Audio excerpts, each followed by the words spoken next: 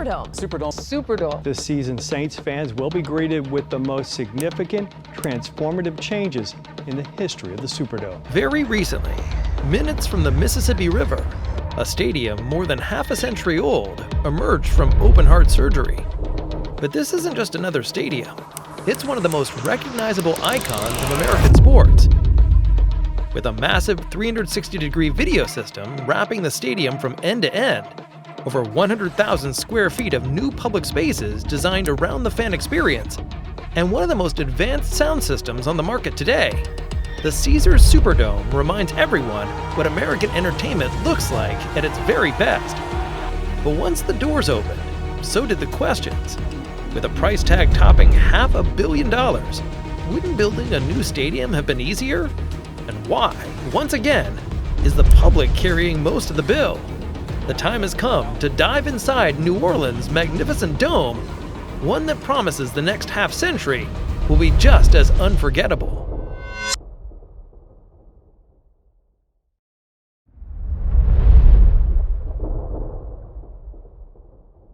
When the Caesars Superdome opened in 1975, it was designed to do something radical for its time. Give New Orleans a climate-controlled venue capable of hosting the biggest events in American sports and entertainment. With a concrete dome spanning roughly 680 feet and seating more than 70,000 spectators, it was one of the largest enclosed stadiums ever built, and a clear statement that the city intended to play on a national stage. For decades, the Superdome delivered on that promise. It became the permanent home of the New Orleans Saints, a repeat Super Bowl host, and a flexible venue for college championships, concerts, conventions, and civic gatherings.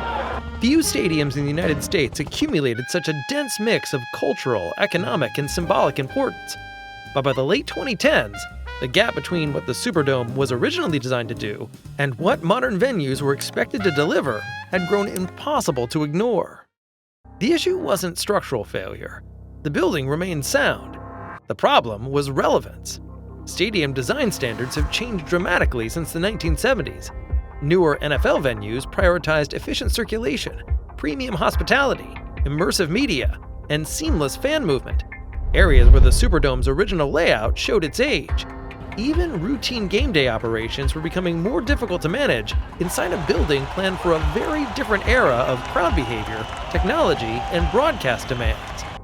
Layered on top of those practical concerns was the building's complicated history. In 2005, during Hurricane Katrina, the Superdome became an emergency shelter in a moment of crisis. The images from inside the stadium reshaped how the structure was viewed, not just as a sports venue, but as a symbol of both failure and endurance. In the years that followed, the dome gradually reclaimed its role as the city's central event space. That experience left a lasting imprint on how any future intervention would be approached, carefully, deliberately, and with an awareness of what the building represented beyond football. In the years that followed, the Superdome underwent several major renovation phases.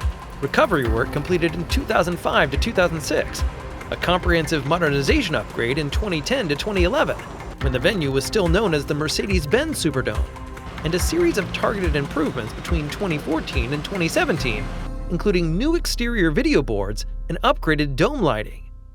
By the end of the 2010s, the question facing New Orleans officials was no longer whether the Superdome should continue to exist, but how long it could remain competitive without a fundamental reset. Replacing it outright was considered unrealistic. The stadium sat at the center of the city's event ecosystem, and its external form had become inseparable from the New Orleans skyline. Instead, attention turned to a large-scale interior modernization, one focused on extending the building's usable life while preserving its identity. The initiative was led by the Louisiana Stadium and Exposition District, the public entity that owns and oversees the facility, in close coordination with the New Orleans Saints. To shape the vision, the district turned to Trahan Architects, a New Orleans-based firm with prior involvement in Superdome renovations and planning studies. Walter P. Moore handled engineering responsibilities for structural analysis, and ME engineers for mechanical, electrical, and plumbing systems, ensuring the aging stadium could meet modern performance demands. What emerged from this planning phase was a clear mandate: modernize the Superdome from the inside out without changing what it fundamentally was. How that mandate was executed would become the true challenge.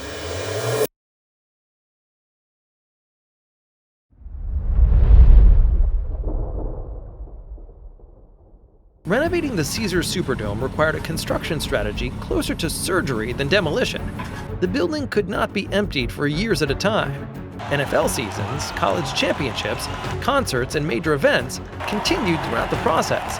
As a result, the renovation was executed in tightly controlled phases beginning in 2020, with the most invasive work scheduled during short off-season windows. One of the earliest and most complex tasks involved reworking how people move through the stadium. The original Superdome was designed in the late 1960s, long before modern crowd flow modeling or today's accessibility expectations. To address this, construction crews undertook major interior demolition to widen concourses and integrate new vertical circulation into the existing concrete structure. A major part of this intervention involved the complete removal of the original concrete ramp system that once wrapped along the sidelines and end zones, an internal circulation feature that consumed a large amount of usable space. Its removal reclaimed more than 100,000 square feet of public area, allowing for significantly wider, more open concourses.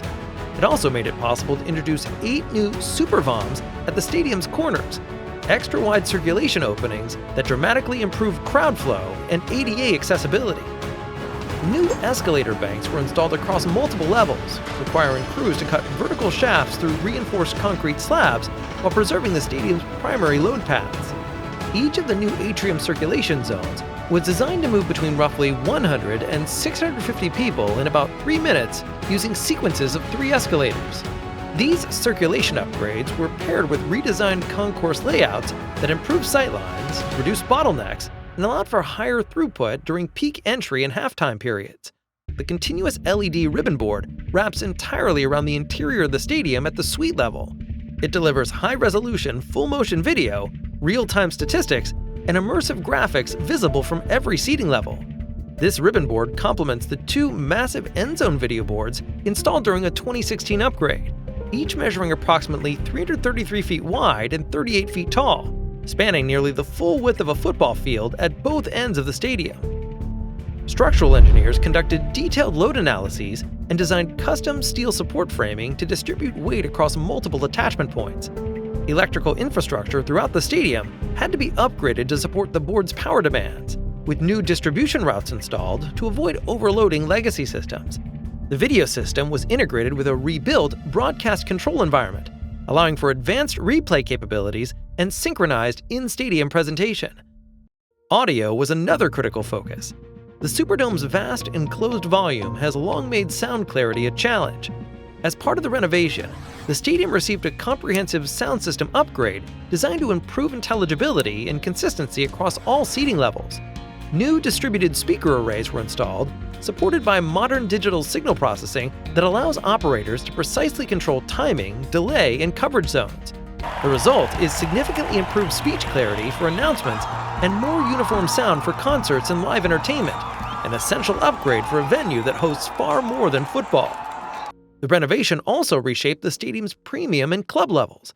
The field-level Bunker Club was rebuilt as an enclosed premium space offering direct proximity to the field, a rare feature in a stadium of this age. The Champions Square Club was reconfigured and modernized, serving as a flexible hospitality environment for Saints games and large-scale events. Field-level suites were rebuilt with improved sightlines, modern finishes, and upgraded technology, while loge boxes across multiple levels were updated as semi-private premium seating options. Seating across the stadium was selectively replaced, with upgrades focused on comfort, durability, and sightline optimization. While total football capacity remained in the low 70,000 range, many seating sections were reworked to accommodate wider seats and improved accessibility. In premium areas, seating was redesigned to support in-seat service and enhanced legroom. Behind the scenes, the renovation involved a near-total overhaul of core building systems. Mechanical and electrical infrastructure dating back decades was upgraded or replaced, including air handling equipment, electrical distribution, lighting systems, and emergency power components.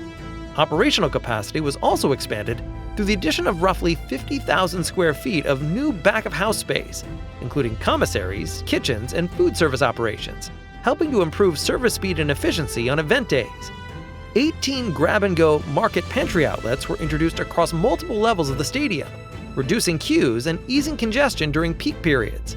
These upgrades were essential not only for fan comfort, but for operational reliability in a city exposed to extreme heat and severe weather. Fan amenities were rebuilt throughout the stadium. Restrooms were expanded and modernized, increasing fixture counts to reduce congestion. Concession areas were redesigned with higher capacity equipment and improved back-of-house circulation to better handle peak demand. New wayfinding and signage systems were installed to make the stadium's vast interior easier to navigate, especially for first-time visitors. The building envelope was also addressed. Approximately 400,000 square feet of new anodized aluminum cladding was installed as part of a rain screen system, improving durability and long-term maintenance, while roughly 9.7 acres of roof were replaced to enhance waterproofing and strengthen the overall envelope. Stadium-wide connectivity was upgraded as well, with new Wi-Fi and cellular infrastructure, including additional antennas and a distributed antenna system, DAS, designed to provide reliable service under heavy crowd loads and during major events like the Super Bowl. All of this work had to be executed while preserving the Superdome's defining structural feature, its massive concrete roof. While the dome itself remained largely unchanged, supporting systems were upgraded to accommodate new lighting, rigging, and maintenance access. Crews regularly worked suspended beneath the roof structure, installing equipment at extreme heights without disrupting events below. By the time construction concluded in 2024, nearly every interior system had been touched, replaced, or re-engineered. The result was not a new stadium, but a profoundly updated one, capable of supporting modern technology, premium experiences, and massive crowds inside a structure first conceived more than half a century earlier. What followed was the real test, not whether the Superdome could be rebuilt, but whether this scale of intervention could secure its place in an increasingly competitive event landscape. Before we continue, just a quick note. If online privacy and security matter to you, I left a NordVPN link below with a great discount. You'll thank me later.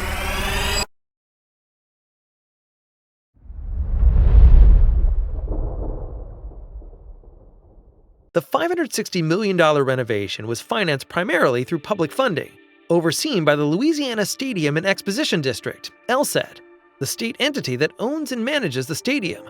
The core funding mechanism relied on state-issued bonds, supported by dedicated revenue streams rather than general taxation. These included hotel occupancy taxes and other tourism-related revenues, sources directly tied to the events the Superdome was built to attract.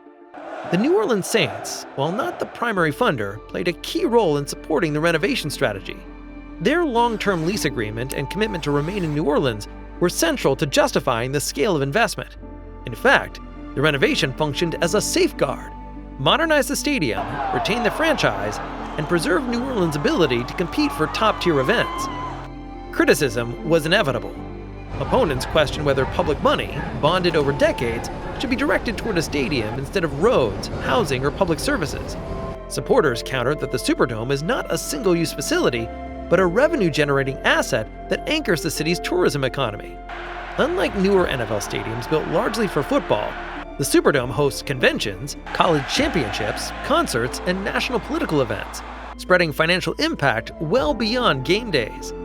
The clearest return on investment came in the form of Super Bowl 59, awarded to New Orleans for February 2025. Hosting a Super Bowl is estimated to generate hundreds of millions of dollars in regional economic activity, filling hotels, restaurants, and venues across the city. For state officials, that event alone became a tangible benchmark against which the renovation's costs could be measured. Public response to the completed project has largely reflected this economic logic. Fans experience a stadium that feels modern without losing its identity. Event organizers gain a venue capable of meeting current broadcast, hospitality, and security standards. And the city retains a landmark that continues to function as a centerpiece of its event economy. Looking ahead, the renovation was never meant to reset the clock permanently, but to extend it. By upgrading core systems and infrastructure, rather than chasing architectural spectacle, the Superdome is positioned to remain viable for decades, with future improvements layered onto a modernized backbone. In the end, New Orleans chose reinforcement over replacement. The Superdome was not rebuilt to be new, it was rebuilt to endure. And yet, despite the aura surrounding the Superdome, there is one dome considered even more significant, perhaps more significant than any sports structure ever built in the United States. Click the thumbnail on the screen and join me in the gripping story of the eighth wonder of the world, or as most of you know it, the Astrodome.